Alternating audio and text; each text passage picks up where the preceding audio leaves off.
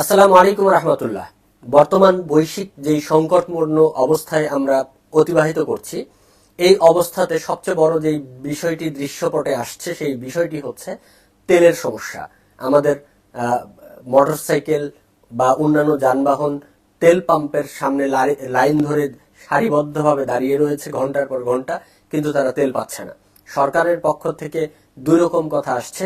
কেউ বলছে তেলের সংকট নেই, আবার কেউ বলছে তেলের যথাযথ ব্যবস্থা করা যাচ্ছে না বা ইত্যাদি ইত্যাদি, এক এক ধরনের কথা এক একজন বলছে।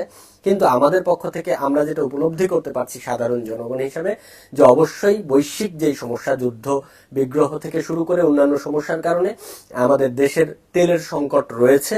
এটা আমার কাছে ব্যক্তিগতভাবে মনে হয়, আমার কাছে কোনো ডকুমেন্ট নাই, কিন্তু বর্তমান পরিস্থিতি দেখে যেটা বুঝছি সেটা হচ্ছে তেলের সংকট রয়েছে।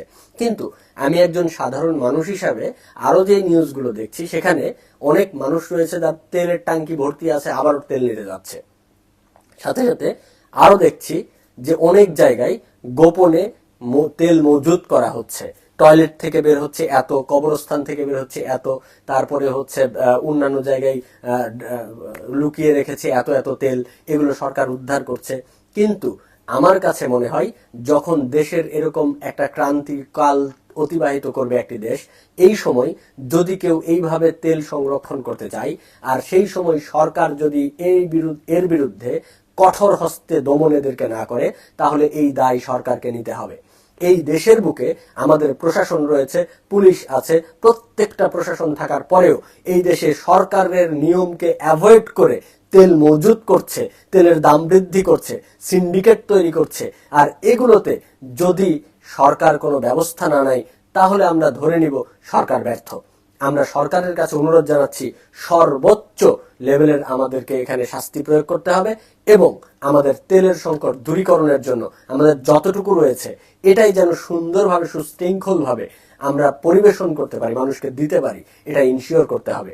হ্যাঁ, যদি আমরা তেল সরবরাহ করতে না পারি, তাহলে তো মানুষকে দিতে পারছি না। কিন্তু যেখানে আমাদের দেশে তেল রয়েছে, সরকার বলছে আমাদের কাছে তেল রয়েছে, সেই তেল থাকার পরেও ইভেন বুঝতে পারছি যে আমরা কিছু তেল রয়েছে, তার কারণ তেল যদি দেশে না থাকতো তাহলে অন্যায়ভাবে এইভাবে চুপিসারে তেল মজুত করতে পারতো না।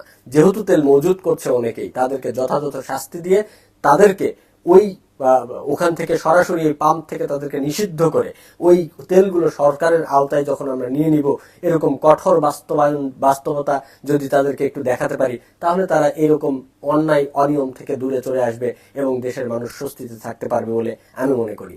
আরো যেগুলো পদ এবং পদ্ধতি রয়েছে এই তেলের সংকট নিরসনের জন্য, আপনারা কমেন্ট বক্সে বলে যেতে পারেন। ইনশাআল্লাহ এগুলো নিয়ে আমরা সামনের দিনে আলোচনা করতে পারবো।